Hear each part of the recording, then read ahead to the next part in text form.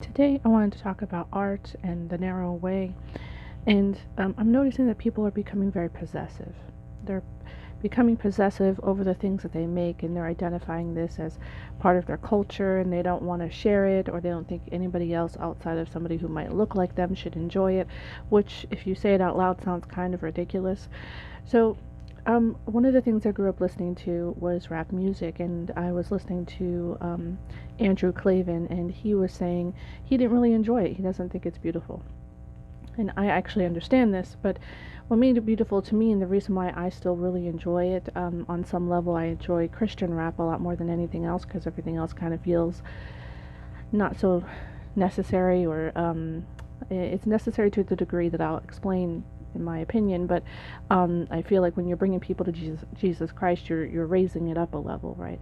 So the reason why I learned to love hip hop and rap was because these are people telling the story from first person, and they were rising. They're phoenix, they're people who rose from the ashes, and they're telling you about their come up and about where they come from and where they've been and how things are there.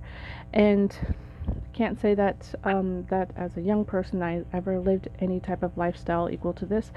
And I was a military kid, and the standard on military bases is pretty much the same. It's not hard, very actually very comfortable, probably a lot more comfortable and safer than anything outside of the military base, if I may say.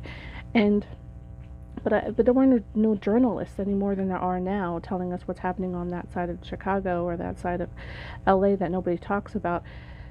It's only movies like maybe Judgment Night or these rappers that would come out and tell us, what was happening on their side of town, that we actually got a view as to what's going on. And, culture is meant to be shared. And maybe now people are changing their mind about that, but that kind of defeats the purpose of creating things if you don't want other people to enjoy it or to get something from it. Because in my opinion, I know everybody sees art as like it's supposed to bring me up and benefit me, and it's supposed to inspire me to be a better person. And if I don't feel empowered, or like or I look at something and I say it's beautiful, then it's not beautiful. And anybody else can think what they want of it, but if I don't think it's beautiful and doesn't add to my day, then it must not be good art. But that's not how I view art. I view art as a window into the soul of another person. And I've actually learned to love other art forms that I actually didn't understand, or, that at first were like kind of cringy. And rap not being one of them, I've always loved it. But I've found that I would learn to love a certain style of music or of art form just based on the passion that somebody will put into it.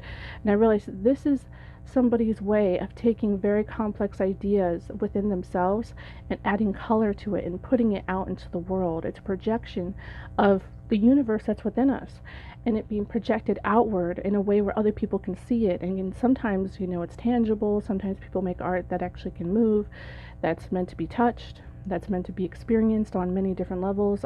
Food is one of my favorite types of art, the culinary arts, because you can kind of get an idea of the place the food came from, and by the produce, what was the food that was most popular in the area. It's easy to grow in the area based on the soil, based on where it sits in the world. And then there's a history, just like with potatoes with the Irish, there's a real history there.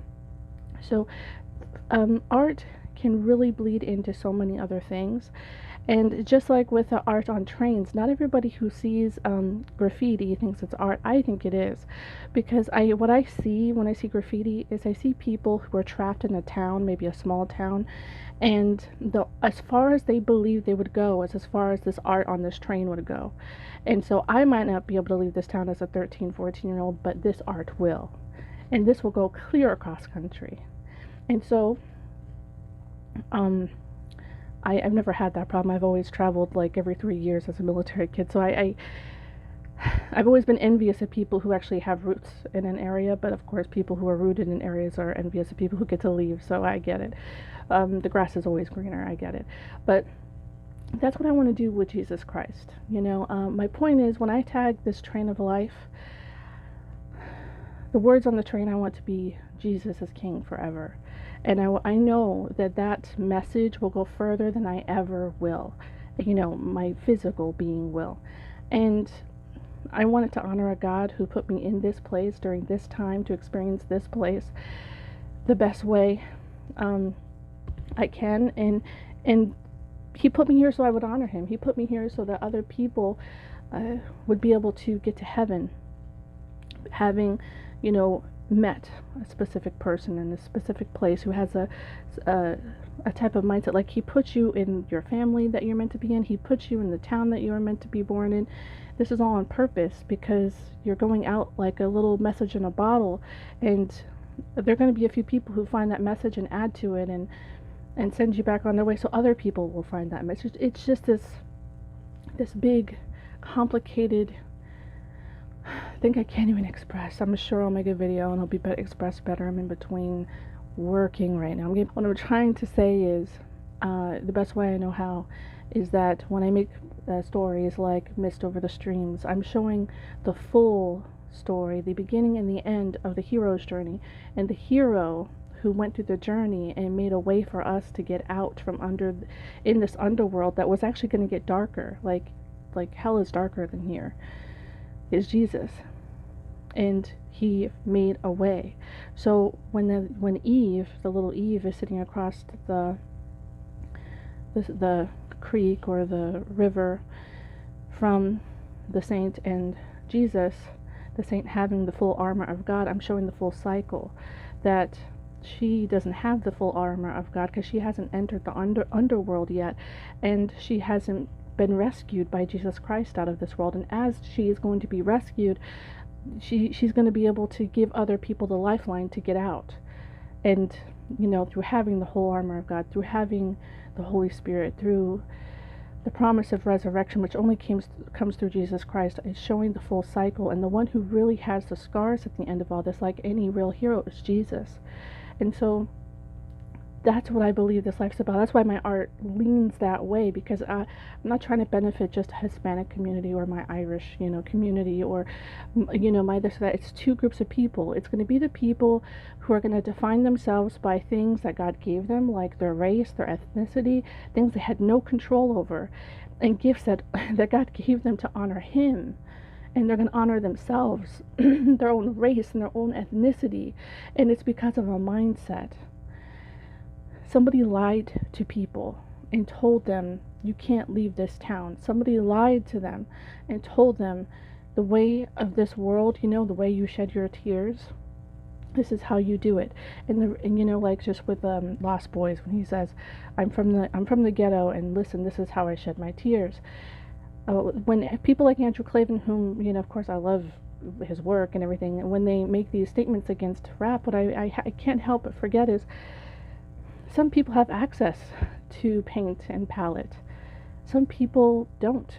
Like when Nas did that whole connection, he connected with an organization called Save the Music.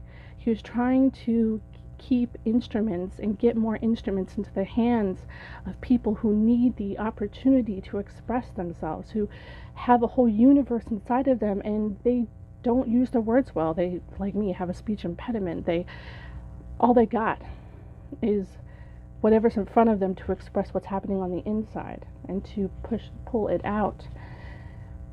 And I believe in heaven, maybe we'll be given all opportunity and all crafts and all art potential to express ourselves, and we'll find out actually we would have made a great cellist in life, but really we never got to touch a cello. That's why I always had a lot of instruments in my house.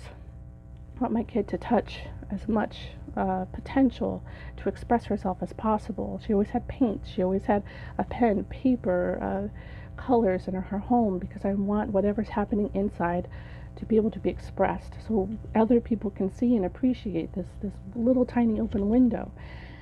And all people in certain parts of the world have are just their words and the skills that other people know how to.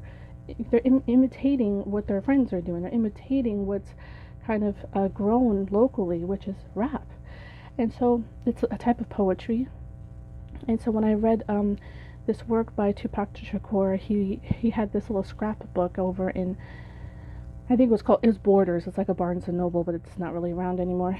And they were selling it was shortly after he died. They were selling this scrapbook, and it had all these things that his mother discovered in his kind of stored away in the closet.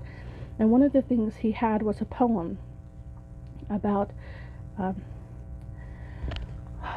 Van Gogh.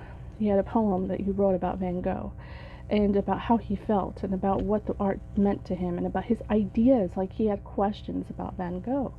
And this opened me up a bit to understanding that Tupac was a complicated person. He was a very tough guy who made songs like Dear Mama, and I think it's a Thug's Mansion. Thug's Mansion is a very sad song to hear and listen to. He's talking about this hope for the future. I personally don't think it's Christ-centered, but you could tell he's saying this is not the end for us. There's more for us. And when he says us, he's not talking about anybody else except people who might look like him, who come from his background. When I say us, I mean everybody, including people like Tupac who look nothing like me. I'm talking about people who have potential to know Jesus Christ as Lord and Savior. There are two groups of people here. There are those running this race for themselves, their race and their group of people based on what they think their people are. But my family is very diverse. I have a lot of people in my family who look nothing alike. When I say us, and if you know my family, you know I mean a very different looking group of people, and for sure it's in Jesus Christ. So whenever I do my art, I focus there, and it's meant to be shared, because this is what inspires me. This is a window into my reality, into my universe. And it might not be beautiful, and it might offend some people, but that's what art does. And so that's what I had to say. And may God be with you.